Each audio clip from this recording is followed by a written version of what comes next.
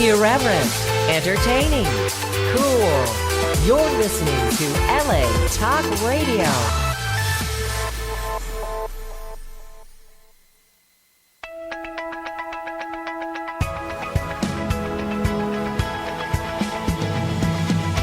You're listening to Question Reality with Priscilla Leona, right here on LA Talk Radio. Hi, welcome to Question Reality. My name is Priscilla Leona, and we are coming to you live from Los Angeles, California. For 9 years, we have been ranked the #1 entertainment career advice internet radio show worldwide. Now, this show is for you if you are questioning your career reality by considering or currently pursuing a career in the entertainment industry.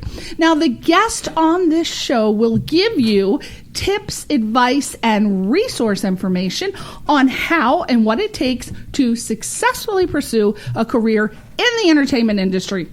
Now, the guests on this show include Emmy winners, Grammy winners, Tony Award winners, reality TV stars, producers, directors, casting directors, talent managers, agents, screenwriters, actors, singers, songwriters, comedians, novelists, script supervisor, stunt people, special effects directors. I'm just telling you, the list goes on and on and on.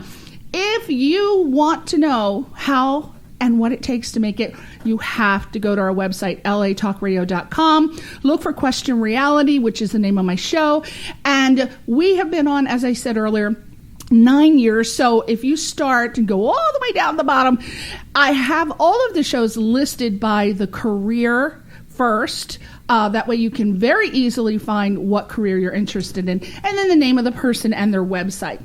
Now, what's special about this show is that all of our guests have been selected because they're at different stages of their careers, from celebrity status, obviously, to professional. And then once in a while, we have the novice or the beginner. So that means that we will definitely have someone on the show who will be able to answer any of your show business career questions. Now, if you missed any of the shows or you want to seek advice about a specific entertainment career, again, go to our archive page, which is latalkradio.com, and just search for the show or by my name, and you can download and listen to us 24 hours a day. Now, all of the Question Reality shows are also available for free on iTunes, Google Play, and Stitcher.com under the podcast section. And also make sure you get our new app. Just designed, looks cool, hip, it's wonderful. It's on the latalkradio.com website, and it's located towards the bottom. Finally, if you want to be a guest on our show or refer someone to be on our show to promote themselves, their products, and help listeners with sage career advice, we are currently booking for the fall and the winter. We only have a couple dates left. As you know, our shows are always booked 6 months to a year in advance, but we have, I think, about maybe 4 dates left. So go to questionrealityradioshow.com, not latalkradio.com. That is where we air our show. Questionrealityradioshow.com is where you go and click the contact link, and that is where you submit for consideration. Now, as always, every single week, there's nothing but excitement on this show because we have exciting guests, and today is no exception. Today we have Michael Ajakwe Jr. Yes!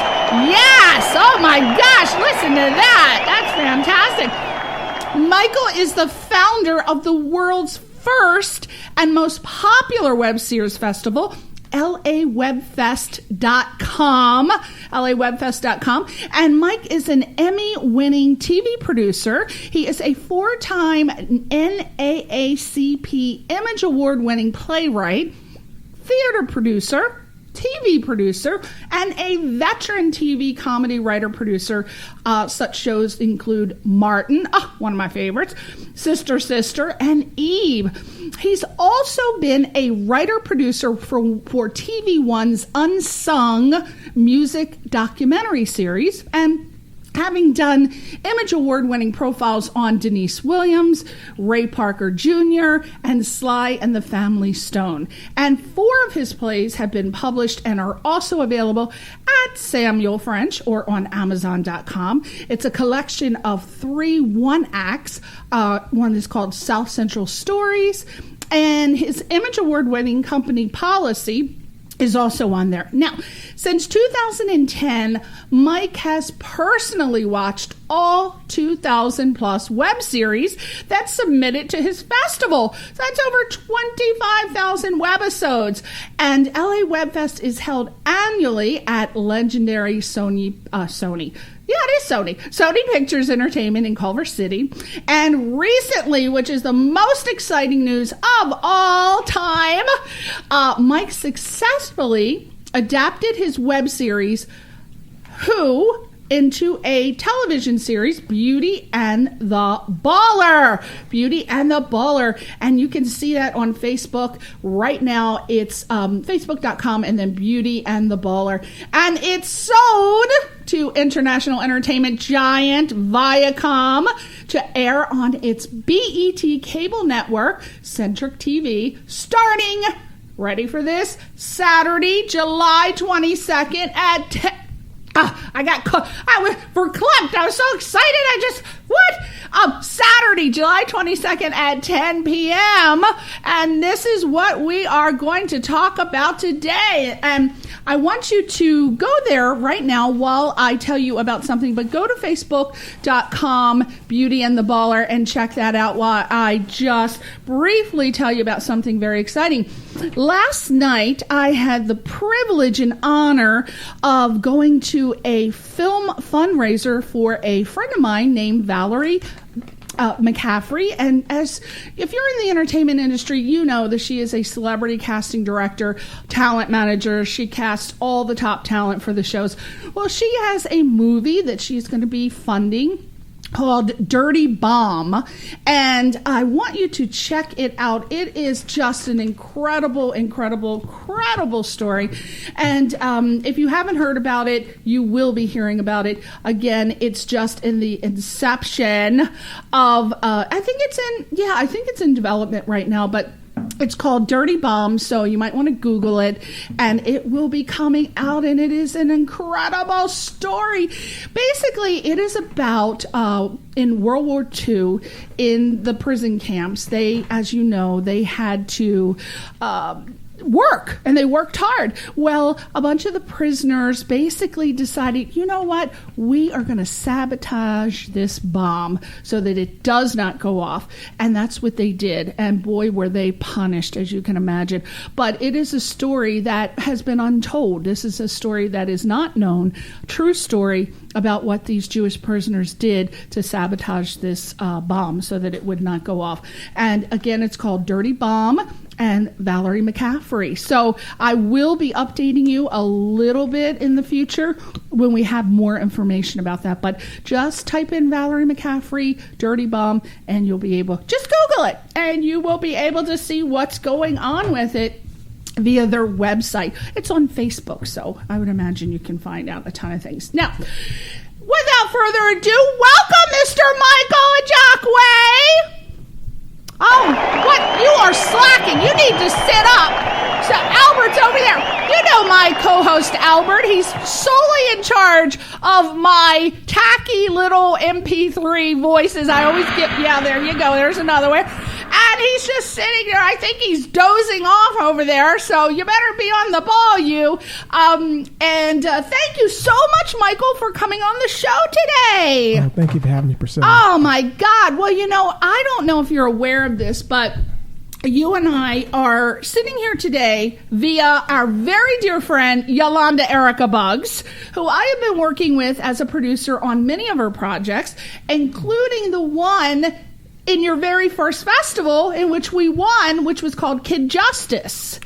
Yes, and that was a great show. Yeah, yes. And I won, I was one of the producers, so we won a little producer award, and it was so exciting because back then, that was the inception of not only internet radio, but also no one had really heard across the country what web series were. So you were a visionary to even decide to start that. So let's go way back and talk about what made you decide to start this WebFest, LA WebFest. Well, in 2009, I did after, spending 2 years observing web series and very curious, but not really understanding them, I did my own web series in 2009 called Who. I shot it at my home in Sherman Oaks. And my editor and I, we enjoyed, I'd go over, we just watched the episodes. We did 3, and then we did 3 more. And so after a few months, we're like, this is kind of claustrophobic. This might be fun if we're enjoying this together. Right. Maybe if we expanded this and brought in more people, maybe they would enjoy it also. Not just our show, but what if we showed, several shows? Right. And that was kind of the kernel, but I didn't want to do it. This was in 2009. Mm-hmm. I didn't want to do it. And I was waiting for someone else to do it. You say, oh, well, it's a good idea, but let somebody else. I don't want the responsibility. It's a lot of responsibility. The whole year went by and no one had done it. And I said, I really believe that if you put them on a big screen, people would come and watch them. Yeah. Just like they do at film festivals. Right. So my Christmas present to myself, 2009, was to start the new year with this festival. And so I went to a theater, Stage 52, which no longer exists, but I did a bunch of plays there. And I knew they had a big screen, a big 12-foot by 15-foot screen that dropped out of the ceiling. They had 100 seats. It's a beautiful theater. And I talked to the owner day after Christmas, 2009, and said, I want to try to do this. I don't really have any money. He said, don't worry about it, Mike. Your credit's good with me. Wow. You can pay me later. And I said, okay. Wow. So I set a date, March 25th, I think, 25th, 26th, 27th. Announced it in February. And 6 weeks later, we had about 1,500 people come from everywhere. Mostly L.A. came through to the event over a 3-day period. It was Friday, Saturday, Sunday. And then we had our award show. It was packed. It was a room. It was just one little room with 100 people in it. But people were really happy, and nothing like this had been done for web series. And so at that point, it was only your web series, right? Yes, it was my festival, but there were 50 shows in the WebFest. Oh, It wasn't just my show. Okay. They were shows from when I put it out there. I got shows from all over the country, mainly L.A., New York, but then Chicago. I got from North Carolina, South Carolina. I got one from Canada.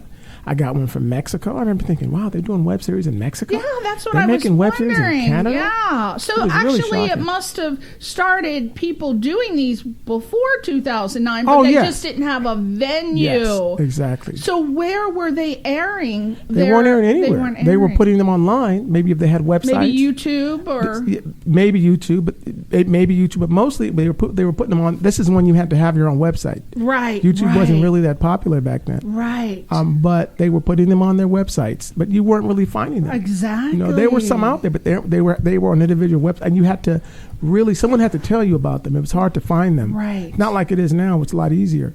And but they all liked the idea of being able to come together, meet each other, and know people who were doing what they're doing. Because some of these people felt, especially from other countries, like New Zealand. We got one from New Zealand, and these people would felt like freaks. Yeah. In their countries, because no one really understood what they were doing. But when you come together, a bunch of freaks come together, you're not freaks anymore. It's normal. Right. How did you notify everyone that you were putting together this LA WebFest with all these people you did not know? I put a press release out, and I had a publicist at the time. I used prweb.com, which was very helpful. Oh, yeah. And they went to the website. I built a website, had a website built, and they went to the website. We didn't use, there was something that was popular back then, not Film Freeway, before Film Freeway. Without a box? Without a box. Yeah. I didn't use them. Personally, I thought it was the fees were too expensive. Oh, yeah. Mm-hmm. And so I didn't use them. I just used a press release and the website. Wow. And you got people from all over the world just with that. Wow. We got about 90 something submissions, maybe 92. I chose 50 shows out of the 92.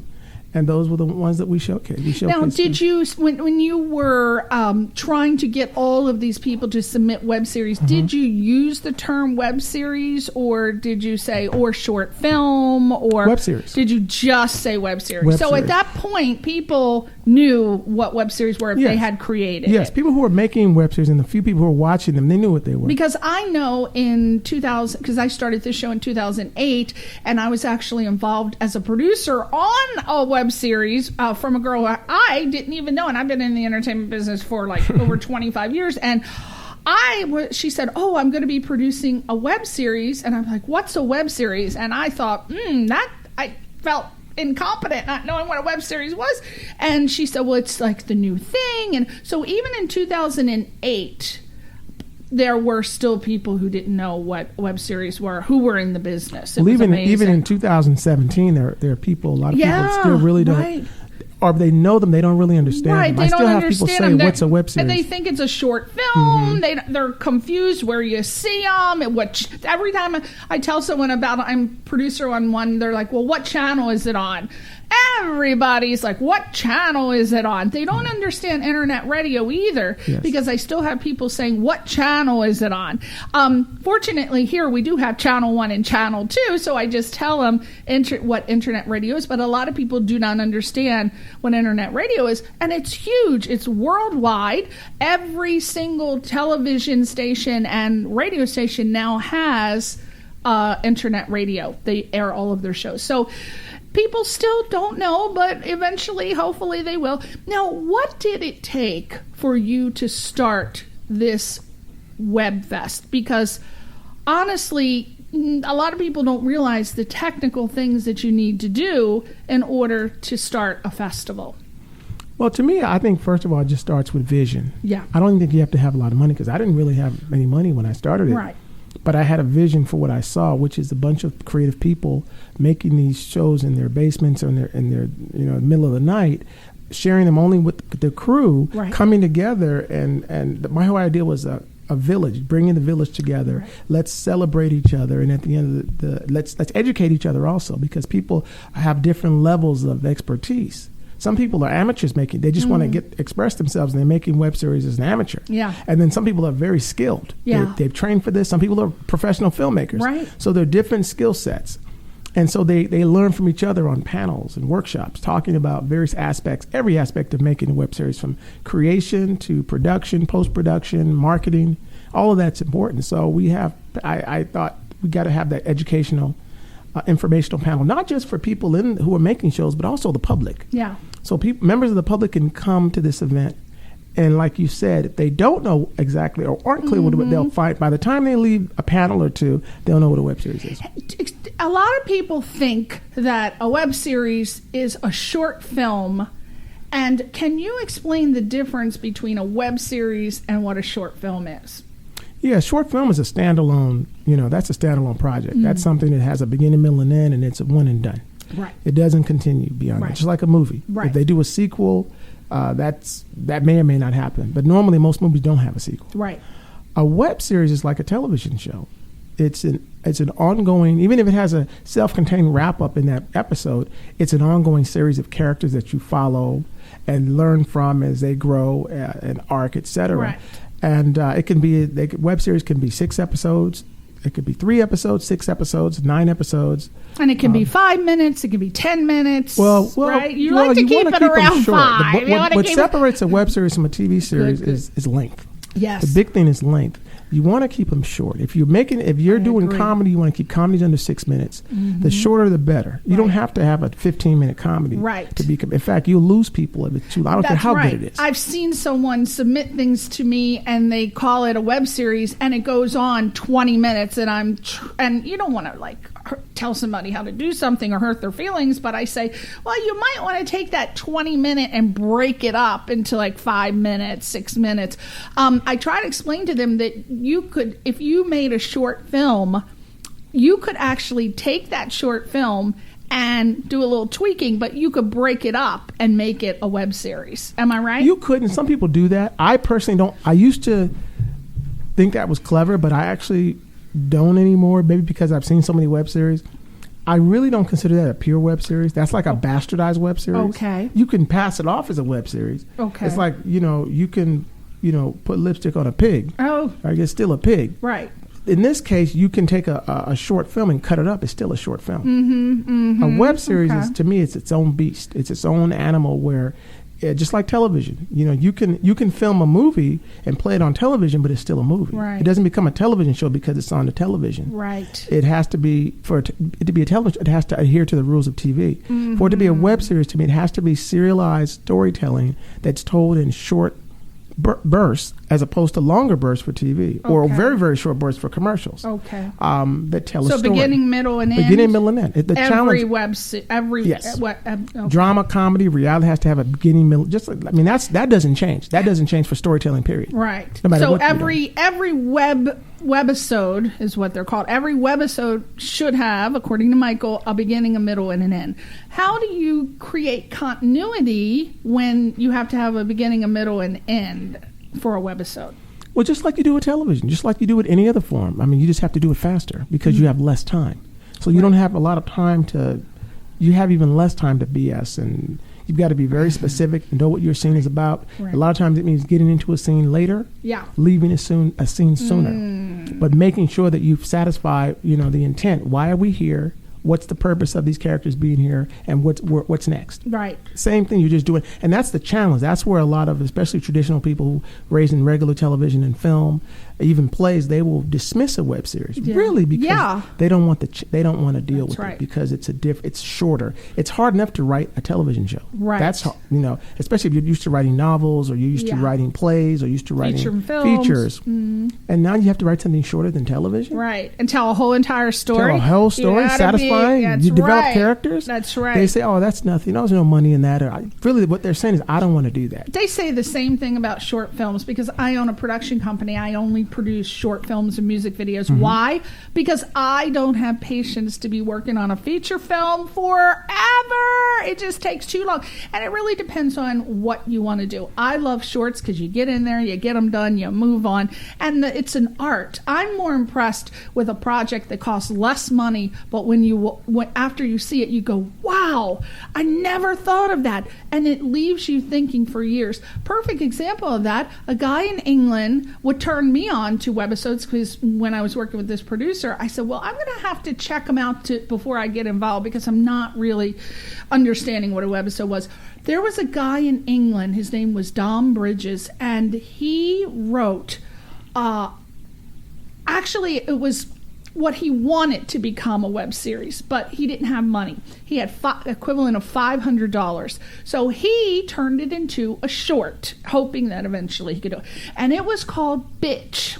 Now, you think that's not a nice title, but you would have to watch this. Right, Albert, after I saw this, my mouth was wide open. I could not believe that after I watched this 5-minute little short that I felt like I had seen a whole feature film, beginning, middle, and end, and I can usually figure things out in 5 minutes, where it's going, who did it.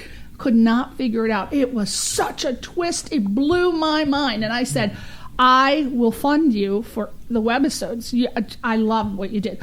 So when people think about web series and they think, oh, there's no money in it, let's talk about just a couple of the webisodes, web series that have been picked up by television, specifically Broad City.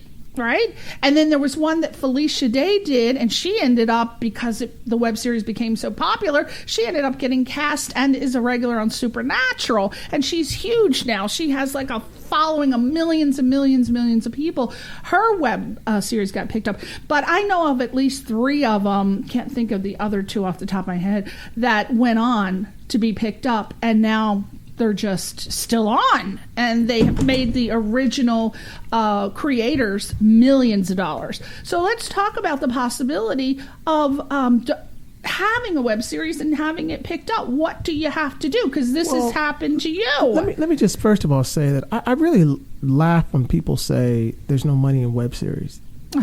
As if there's money in short films. Right. As if there's money in features. As if there's money in television. As if there's money in playwriting. There's no money in any of those things. Most people are not making a living as feature film writers, directors, as short film writer directors, as playwrights, as actors in theater, and they're not working in television. And they're aspiring TV writers. Most of them are not working as television writers. Right. So there's no money in any of it. Yeah. So if I tell people, you're trying to do this for the money, you should go to medical school or go to law school. You have a much better chance becoming a doctor or a lawyer than being a successful writer in any of these mediums where you're making a good living. Right. So I don't think web series should be the feat of web series should be held to a higher standard than everyone else. But it tends to be. Well, people say, well, where's the money? I'm like, well, where's the money in short films? Where's the money in features? Where's the money in television? Most people who are trying to do this, most actors in SAG, 90% aren't working. But only 5% are working, right? So right. The Writers Guild, the same thing. Only like 5% of the writers are working. Right. So I don't think it's fair to single out web series and say, where's the money? I personally think there's more opportunity in web series to make money or make a living or some kind of living than in traditional television, theater, or film, because you have more control over it, and because you can reach a worldwide audience and you don't need anyone's permission. That's right. And you gotta be, and first of all, you shouldn't be thinking, where's the money? Because, I mean, you should be creating art, and usually, you know, I mean, we all want money, but you gotta be doing it because there's passion and love for the project. The money will come if people love it. So focus on the love and passion. And they don't think about, if you are making a web series, for example, just if you want some money, you got to know how to get it. But for example, you can go to Coca-Cola and you can say, I'm making a web series, submit your thing and say, I would love to do product placement. I'd love to do a product placement deal with you. It's been done. There's a guy who made a fortune by adding not Coke, I'm not saying that, but adding a product that is nationally, a worldwide known product. So there are things that you can do. You just have to be creative enough to get out and do it. But product placement is a great There way. are, but I think with this business, this, like you said, if you're doing this for the money, you're in the wrong business. You are. You're going to go broke. You're going to go crazy. Right. You better be doing this first because you have something to say, because you love what you're doing. Because most of us, if I was doing this for the money, I would have been gone a long time ago. It washes you out. If you're doing it for the money, it'll wash you out quickly. That's right. If you happen to make money, great. Yes. Great. And we do want to make money. Right. I'm not mad at anybody that doesn't want to make money. But if this is your goal, again, I say to you, you're better off going to med school or law school or something where you're guaranteed in 4 years or 6 years you're going to make money. Yeah, this is not a guarantee. And answer to your question about what's happening, again, the reason I feel like the web series gives you more opportunity is because, like you mentioned, the ladies behind Broad City who were friends with Amy Schumer at UBC, Comedy Brigade, who brought them over. She had a deal at Comedy Central, brought that web series in there. They adapted it for television. The show is a success. It's airing on TV. That adaptation was successful. That's right. Lisa Kudrow had a show called, even though she was already a star, she wasn't on television. She did a web series called Web Therapy. She had all her famous friends as a part of it, Meryl Streep and so many other famous people in her show. Showtime saw it. They picked it up. It was on for a couple of seasons as a show. You have the situation going on right now with HBO and Issa Rae, who was in the LAWEBFEST with her show before she did Awkward Black Girl, a show called the Fly Guys Present the F Word. She was not in the show. She wrote, directed, and produced the show. She won awards from us for writing, directing, and producing. She was wonderful. We knew there was something great about her then. And then she did the Awkward Black Girl. It did really well, got millions of views. She had a deal at one point with Shonda Rhimes at ABC. But they still didn't quite know what to do with Issa. And then I kept saying to myself, why don't they just option her web series and develop it as a series? That's what I kept saying. You know, all those years when she was kind of, they had their eye on her, but they couldn't figure out what to do with her, television. And then somebody at HBO, I guess they said, let's option. Yeah. They didn't talk to me, of course, but they decided to option her web series that everybody loved and let her adapt it for a TV show. And then you have Insecure. Right. The rest is history. Now she's a television star, making money, etc. And then you have the guys behind the show High Maintenance at HBO, which was a Vimeo web series. Right. It was on a couple years ago. It did really well, got a lot of attention. And then HBO came in, optioned it, had them do it for HBO. It's in season 2. Absolutely. So you're going to see more of that because it's a great way to do proof of concept, a cheap, inexpensive way to do proof of concept and have control. Right. And have control as well, because some of these things, if you can make a short film or a feature film independently or even a TV show, but you may not necessarily have control when it goes to, if they pick it up, they're trying to get rid of you and put it in the stars. But for a web series, for some reason, they let the the stars are they let them stay involved. Yeah. In every case, those people have stayed involved. Yeah. And which brings me to Beauty and the Baller and its evolution from a web series to being sold on Viacom via BT Networks. Now, I understand from Yolanda that it used to be on... I might be getting right. And Basketball Wives? Why am I confused? No, what happened is before the show was sold to Viacom, the show underwent 4 name changes. The web series was called Who. The original incantation of when I was adapting it was originally called Threesome. Okay. And then I changed the name to Trophy Wife. Okay. And then ABC put out a show the same year we were filming, 2013. They put out a show called Trophy Wife. Okay. And then they had the gall to pick it up. No. I'm like, oh, God, I got to change my title. Then I changed the title. And then they had the gall to cancel the show after 1 season. But I'd already changed it to Basketball Wife at that time. Right. And then when we licensed it to Viacom for BT Networks for their Centric channel, one of the things they said is, hey, we have a franchise, as you know, called Basketball Wives, a reality franchise on VH1. And we don't want to do anything to confuse that brand with your brand, et cetera. Can we change the name? I said, sure. They said, why don't you come up with some names? We'll come up with some names. And so I did. I came up with about 10 names. Our first meeting last year, they threw out a name. First name they threw out was Beauty and the Baller. Well, Beauty and the Baller was my second choice out of 10 names. Right. So I didn't even want to deal with my first choice. I was happy enough that we found a title that I was very comfortable with right off the bat. Right. And so we switched the name to Beauty and the Baller. From Basketball Wife. That's why it's now called Beauty, and that's what Yolanda meant. So yeah, it's undergone several name changes. I like the idea of having a title that tells you exactly what the show's about. Yeah. Like if you're because I'm thinking foreign, I'm thinking international. Because web series makes you think international, and I'm thinking if someone is reading the name of this show in France, in Italy, in Spain, in the Dominican Republic, and they see the title, will it give them some idea of what to expect? Right. And Basketball Wife does that. Right. And so does Beauty and the Baller. Yeah. You know that she's beautiful and he's an athlete. Now tell us, what is Beauty and the Baller all about? Is it just about, as opposed to like Basketball Wives, which was a whole bunch of wives that were married to basketball players, what is Beauty and the Baller about?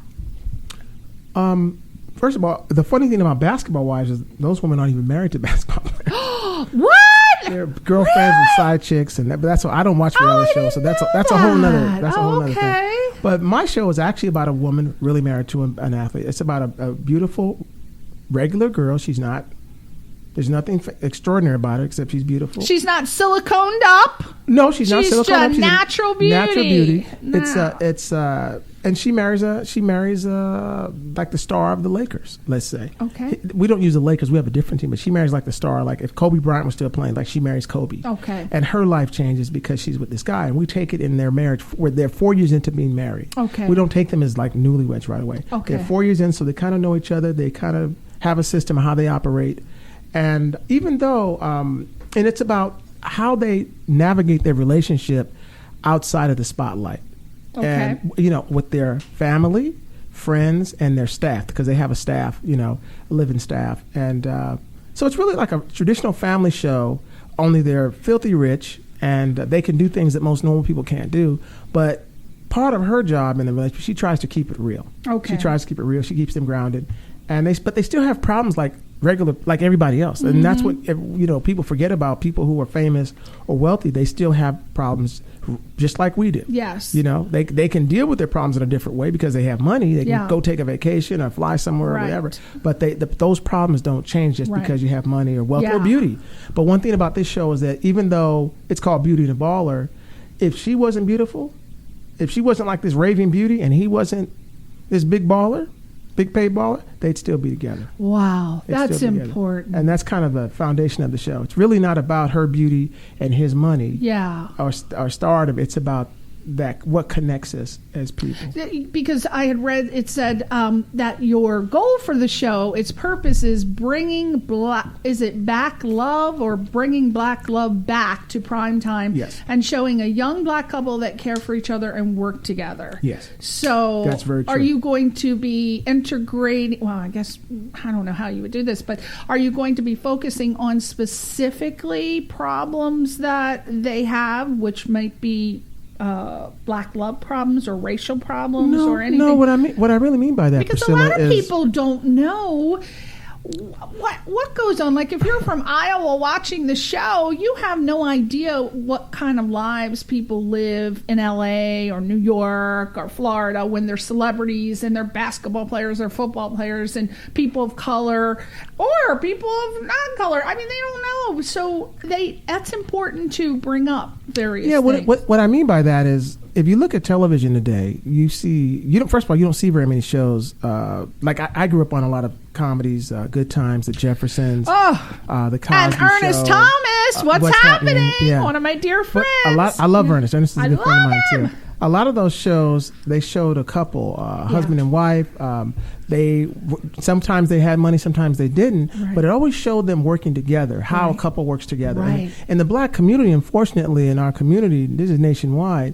You have like the divorce rate is like 60%. The divorce rate in the black community is like 75%. Where you have 3/4 of black homes they're being raised by women.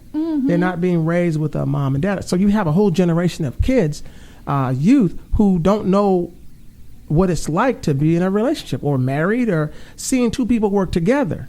So, and then you have these reality shows that reinforce a lot of stereotypes, and they're always showing, especially when they're dealing with black couples, they're always fighting each other, talking crazy to each other, just calling each other out of their names. Wanting to rip their weaves out. out. Weaves out, and just horrible. Yeah. And, because train wrecks are what makes people watch those shows. But the residue is that you have a whole generation of kids who have no idea what it means to be in a stable, loving relationship.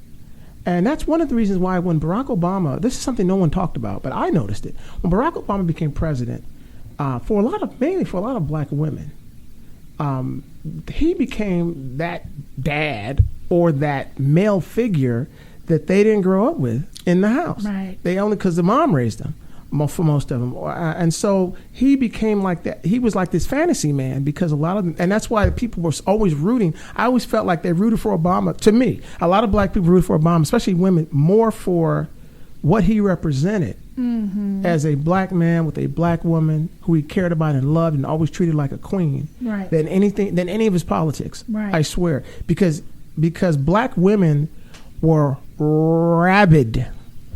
Not just supporters, rabid. I know women who I'm friends. I know women I have dated who I thought loved me or once upon a time, but no, they love Barack more than they love me. Trust me. You couldn't say anything like, well, didn't he you think maybe he... hell no. But a lot of it was because he was that guy. Here's a good guy. He's a clean-cut, good, educated, good guy who's taking care of his woman, his black woman, and I don't care what he does. Yeah. I'm supporting him. Right. And so, and that told me something. This is around the time I was developing this show. And I felt like there's a need out there. We have to show more images, especially to this generation right now, because a lot of them are just lost when it comes to they don't even see why should you be in a relationship? For what? Right. And so part of the Trojan horse of the show for me is showing these kids, this generation, that, it's okay to be with someone and you don't have to always get along. This is not a perfect couple. They don't agree on everything. But at the end of the day, you have to work things out. Because if you break up with some or stop dealing with some every time they piss you off or every time they do something you don't like, you'll never be with anybody. Right? Because relationships are about compromise, patience, forgiveness, patience, all that kind of stuff. And so that's where I feel the show is going to fill a void, because, and then again, name one show on television where you see an African American couple hugging each other, kissing each other, holding each other's hands, just like and that's universal to me. It's not even a black or white thing. It's just you don't see it with people that look like us. I see it with white couples all the time. Right. That it's normal. I mean, you can see crazy, Caucasian couples, but you're going to see stable, strong Caucasian families or couples as well. You're not just going to see one, just Caucasian people acting just nuts and just they can't. You don't see any representation. And so, I see it as a responsibility of mine as a creator and as someone that's putting these images out there that travel all over the world to, make sure I leave the audience with something besides just laughs. Right. And I want to make people laugh. I want to entertain people. That's the number one goal. Right. But I also want to use the show as a positive tool, especially for Black youth, and also people who, like I said, even for people who aren't Black. It's just good to see another side, because we're just as diverse, and we are just as diverse and divided and just as crazy as everybody else. But you don't see, a lot of times we're portrayed as a monolith, as all Black people do this and all Black, and we don't. We're just as diverse as everybody else. Right. And, and I want to show that. It's going to be subtle, but it's going to come out in the show. Is this a scripted show? Yes, or it's a scripted show. It's not totally a reality show. Scripted. Totally scripted. Okay. Wow. Okay, so it's going to be... It's a single camera comedy. Okay, wow. Yes. And but the only difference is they're actually the truly married couple. Kids or no kids? There are no kids. There are no kids. Oh, so that might be one of the issues. Well, that's going to come up. Yeah, they're going to. They want to have kids, not that they don't want kids. Yeah. But right now they're single. So you can take their things that are going on in their life and write. Yes.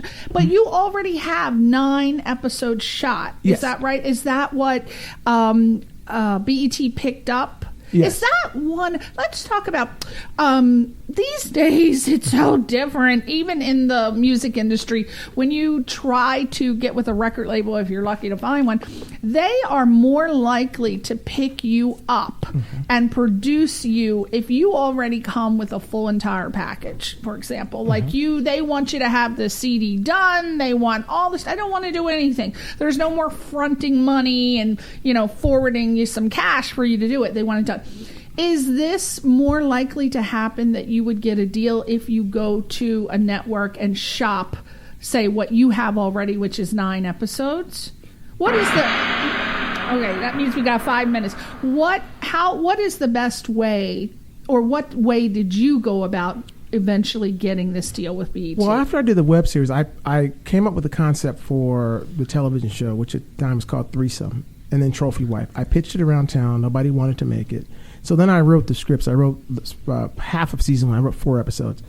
Couldn't get any love there either. And then I had luck. Tyler Perry had done what he did with House of Pain. I was working with another producer, Bentley Evans, who had done something similar, where he wrote and produced his own episodes for a show called Love That Girl that he sold to TV One with Tatiana Ali and Phil Morris.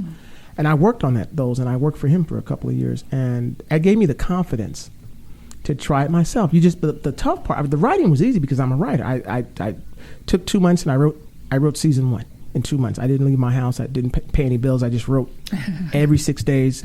I wrote a script. I went to France at one point, Paris, Marseille. I never stopped. And that was that during the time when they had asked you to come there to tell them how to do their WebFest during that time? No, I just went as a guest of them. Let me just throw that in. This is the man who created web series. He is the ultimate. So they actually contacted him.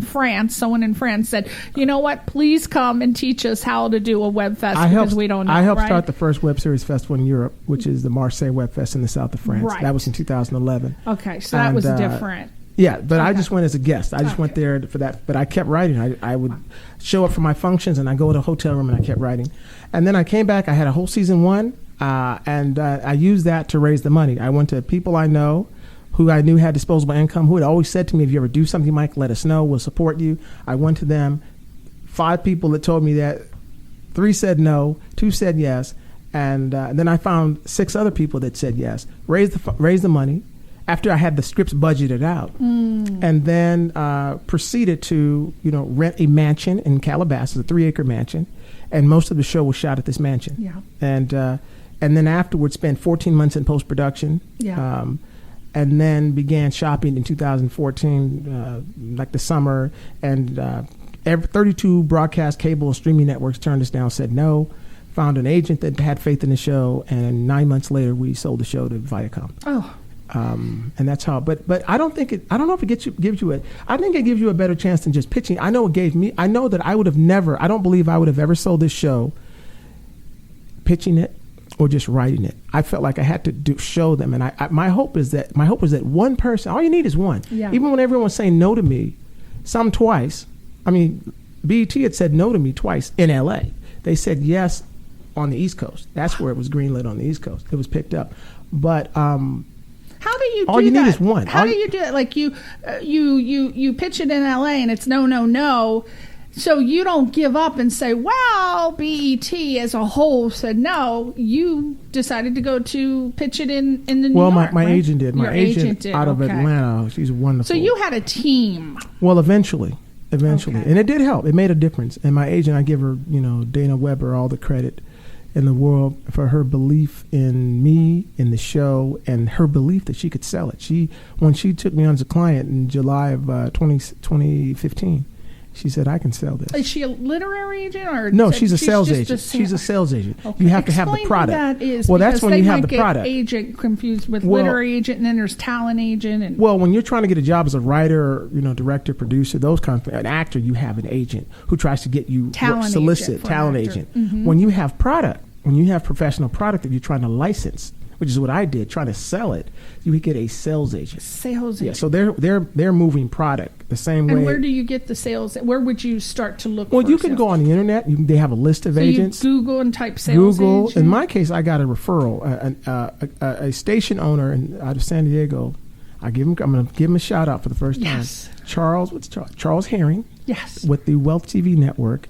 I had approached him. He liked my show. He wanted to license it. He asked me how much it was going to cost him. I gave him an outrageous number because I didn't know any better. Yeah. He said, Mike, I can't pay that. I can't pay anywhere near that. I'm like, well, what can you pay? What do you want to pay? And I think he took pity on me and he knew I didn't know. Right. Because I didn't know. Yeah. I was guessing. How do you learn? I mean, And so Charles said, you know what? You seem like a good guy. I'm going to turn you on to this agent. I'm going to refer you to this sales agent. She's the best agent I know. She's the best agent we work with for our channel. And why don't you talk to her? Maybe she can help you, guide you better. And that's how I met Dana Weber. It was a referral. I don't think I could have gotten to her. It helped that someone that she did business with. Yes. And believed in me, liked the show enough, and then she liked the show, and that's how our relationship started. And once I had, like you said, the right team, we sold the show within a year. Wow. And then after we sold the show was actually sold last May, but the deal didn't close until December. It took like 7 months to close the deal. Now, what was happening during this? Just a contract going back and forth. It wasn't me. I wasn't holding out for more money. Viacom is a multi-billion-dollar company. We're just a little speck. Right. I mean, they have so many wonderful shows and movies, and we're not even. I don't even think movies. That's not even their number one thing they make money with. They have amusement parks, etc. So you've got to be patient. Yeah. You got to be patient. And I would imagine it's a fearful process because at any time, some executive could come and say, you know what, I changed my mind. We're not going to do it. And they could 86 it. That's true. That's got to be fearful. True. So you want to close the deal, but at the same time, you want to make sure you get a good deal. You don't want to make a bad deal. Because once if you make a bad deal, you're stuck. And who was the one who made the good deal? Was it the agent? It was because the you agent have with my attorney. My attorney, Ebo, I'm going to give a shout out to my attorney, Ebo Obiaha of Obiaha & Associates of Culver City, who I've been with now for 11 years. Is he specifically an entertainment attorney? Yes, he is. Oh, can you get him on the show? Yes, I can. Hey, I get so many emails. I have over 200 emails where people say, why do you not have entertainment attorneys on the show? And I thought, well, I just never thought, to bring one. I'm sure he'd do your show. Bring him on? Yeah, sure. Because people are so confused, and plus he can get a couple clients out That's of it. right. But you definitely, when you're at Michael Ajakwe's level, you need an attorney. You cannot do a deal without an attorney. Well, I think you should get one even if you're not at that level. If you don't have an agent or manager, because sometimes you can't get an agent or manager. You know what? You have a better chance of getting an entertainment attorney. That's right. And sometimes those attorneys know agents and managers they can refer you to. Oh, absolutely. But Ebo was great. Ebo and Dana together, we went through that contract and for 7 months with Viacom. And again, because they're a big company, it takes them a while to get back to you, like 3 weeks. Every chain, you make one change, hey, can we cross this T? They get back to you in 3 weeks. But I had to remind myself at one point, I said, man, this is taking forever. This is ridiculous. Yes. This is crazy. Yes. And then my attorney reminded me, you have a deal with Viacom. That's right. And you've been trying to get this deal for like 3 years. Yes. And I said, yeah, you're right. Let me be cool. Yeah, you better stop tripping. Exactly. Let me stop tripping and be grateful. And the deal eventually, I'll never forget, the deal closed right before Christmas. And it was so, but I couldn't say a word. They say, don't tell anybody outside of the team until the deal is closed. So I couldn't tell my actors. I couldn't tell my crew. I couldn't tell anyone, but it felt so good to let them know. But then, are they going to let you keep everybody that worked on the original show, like for example Yolanda or whoever else, or are they going to make adjustments? The original series we shot, those people will all be represented. Going forward, my goal is to keep everyone. But they do have the final say. I suppose they might bring their suppose people. they definitely can make suggestions and but you can say I'm I'd listening. Rather but I want to be loyal to the people that got me here. Very important to me, especially the talent in front of the camera and certain key people behind the scenes. There's certain people behind the scenes that I'm open to changing. I mean, that's a selling point that I wanted to bring up, because a lot of times, most of the time people are working for free to do these things. It's copy credit meals. So it's got to be something where, hopefully the filmmaker will sell it and they'll get to stay on. So that's what I was trying to bring up. That's my goal. My goal is to do that. And I know one thing, season 1, 9 episodes, everyone who contributed is on. Okay. Yolanda's a producer on the show, all 9 episodes. So they'll have their credits for that at least, and the actors, and it gives people a chance to see them in that light, right? And hopefully they'll be happy with what they see, and it will make if we get more episodes, which I'm praying and hoping that we will, it will allow them to continue in that capacity because we were successful. Right. So why change it? Right. Why broke what ain't fixed? Why break it? Well, absolutely. That is going to air Saturday, July 22nd at 10 p.m. on BET Centric, which is like MTV, MTV2, VH1, VH1-2, very similar. It is actually the sister channel, literally, of BET. It is BET Centric, which will become BET Her in September. It is like a black Lifetime, a black version of the We channel. Their focus there is the black woman. Right. That's who their target audience is. So so you got to be careful about looking on just BET when you're looking for this channel. So it'll specifically say BET Centric. Yes. Because I have BET, I watch shows on that, but I've never seen BET. Yeah, you may want to see what the channel that's next to it or before it, and if you don't, just call your local cable carrier and say, "I want Centric," and they'll add it. Yeah, oh my BET God! Centric, well, I'm excited. Yeah. Thank you. Give me an very applause for Mr. Michael Ajakwe. Yes. Thank you so much. I hope they pick it up. I have a feeling they will, and we're all going to keep our fingers crossed. And if they do, you have to come back to promote your second season. I will. Can I get a commitment? Will. Yes, I'll be back. Yes, I will. Thank you so much, Mr. Michael Ajakwe Thank you for having me, Priscilla. Say goodbye to your fans. Well, I don't have any fans, but I will say to my friends, any friends listening, thank you for tuning in, and I hope you tune in Saturday, July 22nd, 10 p.m. on Centric, and check out Beauty and the Baller. BET. Yes. Thank you, everybody. Also check it out on Facebook at Facebook.com/Beauty and the Baller. Beauty and the Baller. Yes. We'll see you next week. Bye. See you next week. Thank you.